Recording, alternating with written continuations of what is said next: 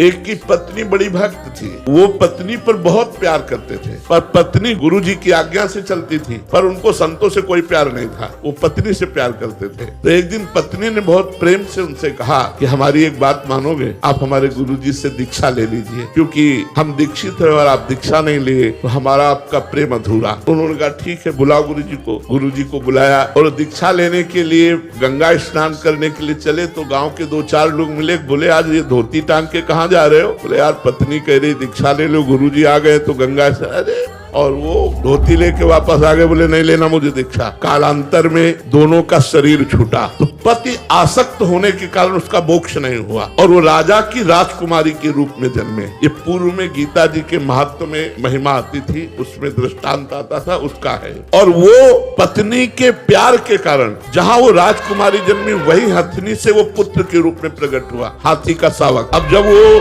नव युवक अवस्था में हाथी आया और श्रृंगार करके राज सवारी निकली और राजकुमारी सिंहासन पर आरूढ़, तो जे भी उसने देखा तो पूरी स्मृति जागृत हो गई कि ये तो मेरी पत्नी थी। अब ये राजकुमारी और मैं हाथी हूँ, कैसे मिलन हो सकता है? वो चुपचाप सहता रहा क्योंकि कुछ अपनी बात व्यक्त नहीं कर सकता, हाथी रूप में है। अब राजा ने अपनी राजकुमारी का स्वयंवर रचा। जे ही स्वयंवर की घोषणा हुई तो उसने खाना पीना सब छोड़ दिया। वो बहुत ही सुशोभित हाथी के रूप में था। राजा को सूचना पहुंची, राजवैद्यों ने देखा, बोले कोई रोग नहीं। राजकुमारी विज्ञान संपन्न थी क्योंकि भजन करती थी। उसने कहा इसकी औषधि मेरे को पता है, मुझे एक बार इसके समीप जाने दो। नजदीक गई और कान में कहा था गुरुदेव को वरण कर लो, नहीं वरण किया ना तो हाथी की योनि को प्राप्त हुए। सकुचाओ मत, तुम्हारी गले में जयमाला डालूंगी। सकुचाओ मत, स्वयंवर में तुम शोभा के लिए खड़े किए जाओगे और मैं तुम्हारे ही गले में माला डालूंगी और इस जन्म में इतना भजन करूंगी कि आगे जन्म में हम फिर दोनों मिलेंगे। उसने ऐसा ही किया।